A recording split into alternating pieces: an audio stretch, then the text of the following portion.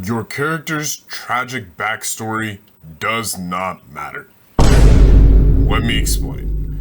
The tragic backstory is a trope that we're all familiar with within almost all forms of storytelling, be it movies or books or graphic novels, so on and so forth. This sequence of events that have happened to a character before the story has happened is usually a part of a character that gets a lot of focus. And it's true, the events and experiences that we live through shape us and make us into who we are. Those events help us empathize with the character and understand what makes them tick. Like, look at Naruto, an anime that gets memed to high heaven because of the amount of flashbacks that it has. Let's look at one of the first antagonists of the show, Gaara, who we see is a Cherokee, or in layman's terms, a person that is infused with a monster that is capable of nuking entire cities, pretty much.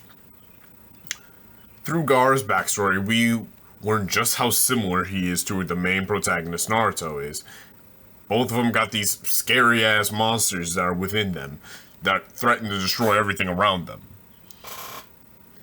And, like, they're both hated by the people that they live with to an extreme degree. Like, the villagers in Naruto ain't shit. Like, they would regularly just gang up on Naruto and, like, abuse him. And they did the same to Gaara. Like, they tried to kill him.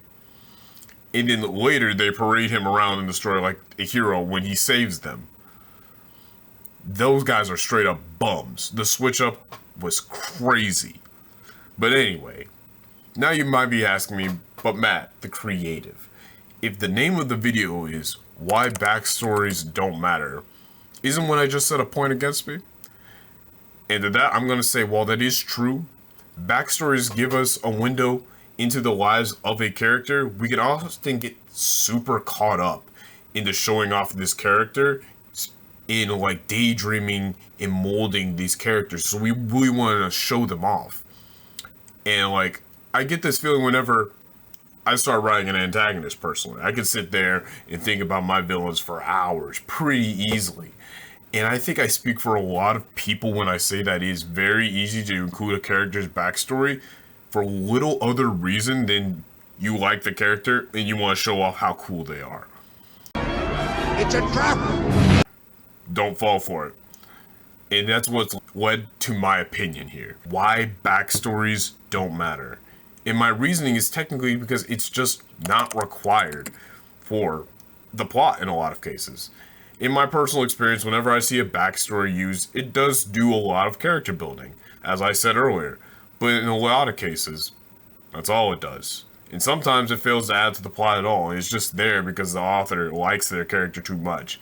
And sometimes it leads to the plot come to a screeching halt. And this is coming from a guy who likes backstories. Like, this video is an easy one to make for me, just so that y'all know. But I still stand that they don't necessarily matter as much as you think they do. And you shouldn't have a whole bunch of them in your story unless they fit a certain criteria. Like, look at the original Star Wars and Lord of the Rings trilogies. Several of the villains don't have these huge elaborate backstories like Palpatine or Sauron. Though I know that there's plenty of other material that does elaborate on them and give them way more depth, I also know that that's not part of the original films. Any type of flashback that they did have is also served a purpose outside of showing the character off. At the beginning of the Lord of the Rings trilogy, we get a lore drop on the history of the rings in the War of Middle-earth in the prologue. We get some info on Sauron, but only as much as was really needed. He's the big bad Lord of Evil. He wants to destroy everybody and subjugate everybody. That's all you really need to know. And even the Nazgul, which are his servants that were made from the dead kings that he gave the rings to. That's all you really need to know about them. You're only given a basic explanation. What's more important is the role that they play to the greater plot of the Lord of the Rings trilogy. Palpatine was literally just the evil emperor in the original trilogy as well. Like, Darth Vader was the only one who had some real depth to him. It took a whole different trilogy for Palpatine to get any real backstory for him. Ultimately, the backstory flashback for your character isn't necessary for the plot, especially when they brings everything to a screeching halt.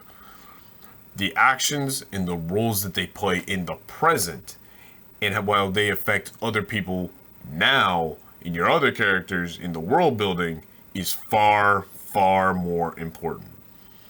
Now, I don't want anybody to be up in arms at me saying I hate backstories. In fact, I'm quite the opposite. I'm a huge comic and manga reader. I've seen my fair share of tear-jerking backstories that I've loved. And they can be great if you make them fit structurally as well, in a way that does not bring everything to a screeching halt. My personal rule is just for making backstories have more than one purpose other than character building. Maybe it's adding on to the world building or giving revelation to the audience or another character, something. It has to have a problem, serve a purpose outside of character building. It's simple, but it solves the problem. Just make sure that your backstory does not bring the narrative to a halt. And that's it for today. Make sure you join my free writing community and leave a comment below about your favorite backstory and your favorite show or movie, and I'll see you in the next one.